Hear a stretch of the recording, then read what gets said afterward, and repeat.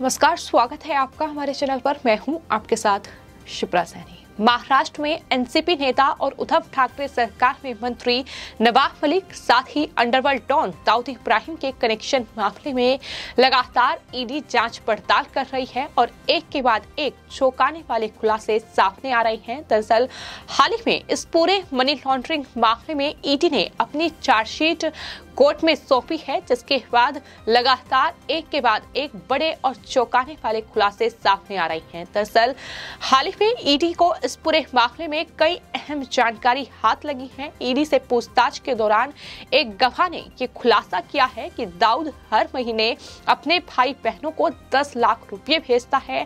सिर्फ इतना ही नहीं, खुलासा ये भी हुआ है कि नवाब मलिक ने ईडी की पूछताछ में ये मान लिया है कि दाऊद की बहन हसीना पारकर का जो बॉडीगार्ड है या फिर ड्राइवर कह सकते हैं, सलीम पटेल, दरअसल वो एनसीपी से जुड़ा हुआ है, जिसका दावा लगातार बीजेपी की ओर से किया जा रहा है। और सिर्फ इतना ही नहीं, नवाब मलिक जिस तरीके से इस पूरी मनी लॉन्ड्रिंग मामले में फिलहाल जेल में बंद हैं, अब उनके दोनों बेटे और साथ ही उनकी पत्नी से पूछताछ के लिए भी ईडी ने उन्हें कई बार नोटिस जारी किया है, लेकिन अभी तक वो ईडी के दफ्तर पूछताछ के लिए नहीं पहुंचे हैं। ये तमाम बड़ी जानकारी फिलहाल ईडी के हवाले से सामने आ रही है।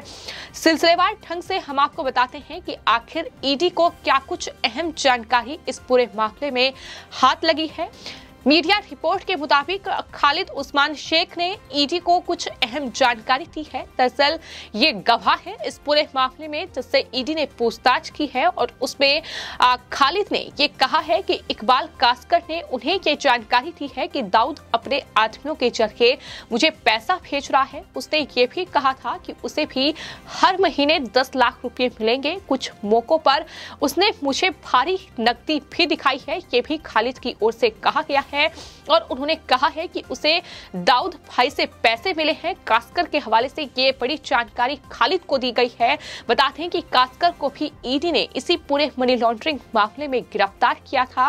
वहीं खालिद उस्मान कास्कर के एक बचपन के दोस्त का छोटा भाई है, जो जानकारी निकलकर सामने आ रही है। और मीडिया रिपोर्ट के मुताबिक खालिद उस्मान शेख ने ईडी को ये जानकारी दी है कि दाऊद हर महीने इकबाल कास्कर और भाई बहन जो दाऊद के हैं, उन्हें साथ ही रिश्तेदार और कुछ खास लोगों को 10-10 लाख रुपए भेज रहा था। कास्कर को भी ईडी ने मनी लॉन्ड्रिंग के मामले में गिरफ्तार किया है। तो कुल मिलाकर सवाल ये है कि जहां इस पूरे मामले में नवाब मलिक, जो कि एनसीपी के नेता हैं, वो भी फंसे हुए हैं, तो क्या नवाब मलिक तक भी ये पैसा पहुंच रहा था? क्योंकि जिस तरीके से टेरर फंडिंग और तमाम हवाला का तमाम जो मामला सामने आया था, उस पूरे मामले में जिस तरीके से भारत में डी कंपनी काम कर रही है, क्या उन चुनिंदा लोगों को दाऊद इब्राहिम ये पैसा भेज रहा है? सवाल कई उठ रहे हैं। लेकिन न सिर्फ खालिद ने जो गवाही ईडी के सामने दी है उसमें ये बड़ा खुलासा हुआ है, बल्कि एक बड़ी जानकारी निकलकर सामने आई है कि एनसीपी नेता नवाब मलिक ने ईडी की पूछताछ में सलीम पटेल को 2022 से जानने की बात भी स्वीकार की है। यानी नवाब मलिक की ओर से ये कहा गया है कि मैं 2022 यानी इसी साल से सलीम पटेल को जानता हूं। और उन्होंने ये भी बताया है कि सलीम पटेल एनसीपी का कार्यकर्ता था और पार्टी की मुंबई इकाई के अध्यक्ष रहे चंद्रकांत त्रिपाठी के नेतृत्व में वो पार्टी में काम करता था। ईडी का ये दावा है कि नवाब मलिक ने डी कंपनी के सदस्यों के साथ मिलकर गोवाला कॉम्प्लेक्स हड़पने के लिए आपराधिक साजिश रची। और इस पूरे सिलसिले में ईडी की चार्जशीट पर स्पेशल कोर्ट ने 20 मई 2022 को संज्ञान लिया था। कोर्ट ने ये साफ तौर पर कहा था कि इस बात के सबूत हैं कि मलिक सीधे तौर पर और जानबूझकर कुर्ला स्थित गोवाला कंपाउंड पर कब्जा करने के लिए मनी लॉन्ड्रिंग और आपराधिक साजिश में शामिल थे। ये कोर्ट की ओर से बड़ी बात इस पूरे मामले में कही गई थी। तो इस तरीके से एक के बाद एक चौंकाने वाले खुलासे इस पूरे मामले में निकलकर सामने आ रहे हैं। और ये दावा लगातार शुरू से ही बीजेपी करती आई है कि जो दाऊद का गुर्गा है सलीम पटेल, जो कि हसीना पारकर यानी दाऊद की बहन, उसका बॉडीगार्ड है, वो दरअसल एनसीपी का कार्यकर्ता था और नवाब मलिक की उसके साथ सांठगांठ है। ये बीजेपी की ओर से बड़ा दावा किया गया था। लेकिन अब जिस तरीके से धीरे धीरे इस पूरे मामले में ईडी की जांच पड़ताल आगे बढ़ रही है, वैसे वैसे कहीं ना कहीं वो दावे अब सच साबित हो रहे हैं। किस तरीके से एनसीपी का जो कनेक्शन है वो सीधे अंडरवर्ल्ड डॉन दाऊद इब्राहिम और उनके गुर्गों से निकल रहा है।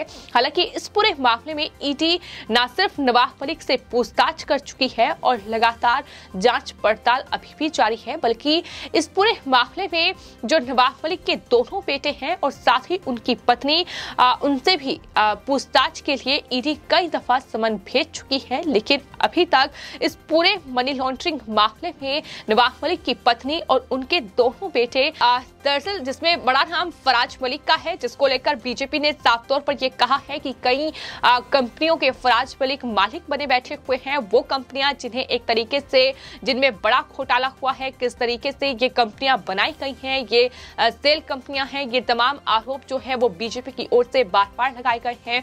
तो ईडी के हवाले से ही ये जानकारी निकलकर सामने आई है कि उन्हें 2 बार ईडी समन भेज चुकी है, लेकिन वो पूछताछ के लिए अभी तक ईडी के दफ्तर नहीं पहुंचे हैं और हो सकता है कि आने वाले वक्त में नवाब मलिक की गिरफ्तारी के बाद अगर इस तरीके से ही समन को दरकिनार किया गया, अगर समन का जवाब नहीं दिया गया, अगर ईडी के दफ्तर में नवाब मलिक के बेटे और उनकी पत्नी पूछताछ के लिए नहीं पहुंचे, तो उन्हें भी ईडी गिरफ्तार कर सकती है। तो फिलहाल कुल मिलाकर महाराष्ट्र में उद्धव ठाकरे सरकार के लिए परेशानी कम होने का नाम नहीं ले रही है, क्योंकि अब जिस तरीके से ये पूरा कनेक्शन जो है अंडरवर्ल्ड डॉन दाऊद इब्राहिम तक पहुंच रहा है, उनके गुर्गों से नवाब मलिक का कनेक्शन है। हालांकि इसमें सबसे बड़ी बात यह है कि जिस तरीके से लगातार दाऊद कनेक्शन उद्धव ठाकरे सरकार का सामने आ रहा है, उसको लेकर हाल ही में संजय राउत, जो कि शिवसेना के सांसद है, उनका बयान सामने आया था। उन्होंने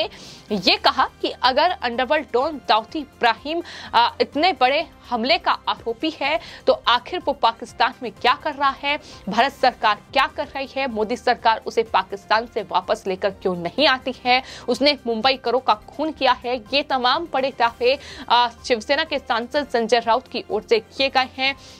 लेकिन जिस तरीके से इस पूरे मामले में एक के बाद एक गिरफ्तारियों का दौर बढ़ रहा है, खुलासे लगातार हो रहे हैं और अब न सिर्फ जो खालिद है, जो कि ईडी ने जिससे पूछताछ की है, दाऊद के ही जो करीबी हैं, जो दाऊद के गुर्गे हैं, इकबाल कासकर, उससे खालिद का संबंध है और किस तरीके से वो सलीम पटेल को भी जानता है, ये जानकारी भी उसने ईडी की पूछताछ में दी है। और उसने ही ये बताया है कि इस तरीके से अंडरवर्ल्ड डॉन दाऊद इब्राहिम हर महीने अपने करीबी जो रिश्तेदार हैं, जो उनके लिए काम करते हैं, उन लोगों को 10 लाख रुपए प्रति महीने भेज रहा है। तो इस पूरे मामले में बड़े खुलासे हो रहे हैं और चूंकि दाऊद के गुर्गों से जमीन का सौदा एनसीपी नेता नवाब मलिक ने किया है, तो ऐसे में लगातार जो कनेक्शन है वो शरद पवार की पार्टी एनसीपी के नेताओं तक पहुंच रहा है और जिसमें सबसे बड़ा नाम नवाब मलिक का है। यही वजह है कि बीजेपी लगातार नवाब मलिक और एनसीपी और साथ ही उद्धव ठाकरे सरकार पर हमलावर है। तो आपको बता दें, एनसीपी नेता नवाब मलिक को गिरफ्तार किया गया है। पूरा मामला मनी लॉन्ड्रिंग का है, जिसको लेकर बीजेपी की ओर से ही शिकायत दर्ज कराई गई थी और बीजेपी नेता देवेंद्र फडणवीस ने बाकायदा एक प्रेस कॉन्फ्रेंस की थी। तमाम सबूत जो है वो मीडिया के सामने रखे थे और ये बताया था कि किस तरीके से एनसीपी नेता नवाब मलिक, जो कि उद्धव ठाकरे सरकार में अल्पसंख्यक मंत्री भी हैं, दरअसल उनके दाऊद कनेक्शन है। उन्होंने दाऊद के गुर्गों से जमीन का सौदा किया है। कुर्ला जैसी महंगी जगह में जो सस्ती कीमत पर जमीनें खरीदी गई हैं, उसको लेकर उन्होंने सवाल खड़े किए थे। साथ ही ये भी कहा था कि दाऊद के गुर्गे, फिर चाहे वो सलीम पटेल हो या फिर शाह अली खान हो, जो कि 1984 मुंबई बम ब्लास्ट के आरोपी हैं, गुनाहगार हैं, आजीवन कारावास की सजा भुगत रहे हैं और जेल में क्या जमीन का सौदा नवाब मलिक ने उनके साथ किया है।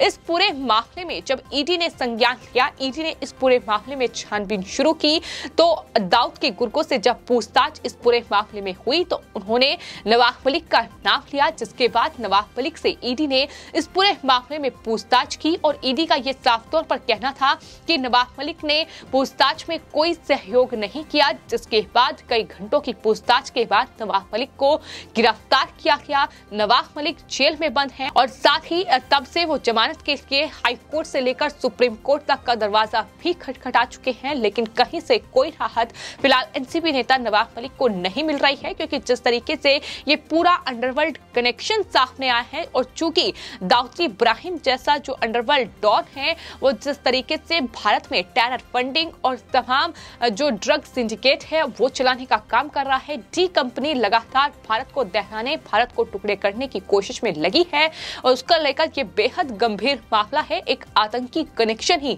इसे कहा जाएगा। तो ऐसे में लगातार अब एनसीपी और उद्धव ठाकरे सरकार जांच के घेरे में है और नवाब मलिक पर शिकंजा कसा गया है। तो आने वाले वक्त में यह भी देखना होगा कि आखिर क्या कुछ बड़ा खुलासा आने वाले वक्त में नवाब मलिक आगे कर सकते हैं। फिलहाल उन्होंने ये बात मान ली है कि सलीम पटेल जो कि दाऊद का गुर्गा है, हसीना पारकर का बॉडीगार्ड है, वो एनसीपी का सक्रिय कार्यकर्ता रहा है, ये बात उनकी तरफ से मानी गई है, जिसके बाद जाहिर तौर पर बीजेपी एक बार फिर उद्धव ठाकरे सरकार पर हमलावर है। फिलहाल आपकी इस पूरे मामले पर क्या राय है हमें कमेंट बॉक्स में जरूर लिखें और चैनल को सब्सक्राइब करें। धन्यवाद।